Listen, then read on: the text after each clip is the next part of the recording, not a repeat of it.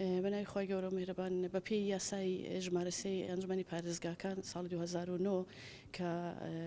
ئێمە 4 ساڵی تەقویمی داوامی خۆمان کردو 90 ڕۆژیش دوای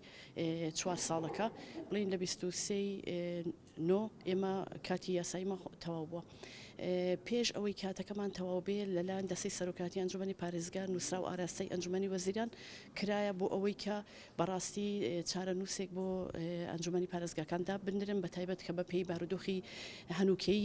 هەرێم هەندێک هەڵبژاردن ئەستەمە بۆیە داوای چارەسەری گونجاومان کردو بەپێی یاساکە.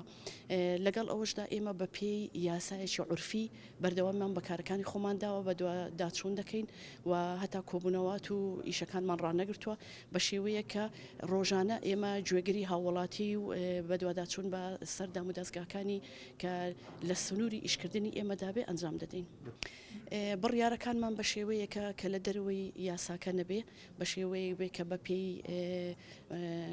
بەپێی بەدواداچوونەکانمان و کێشەی هاوڵاتیان بێ بەڕاستی.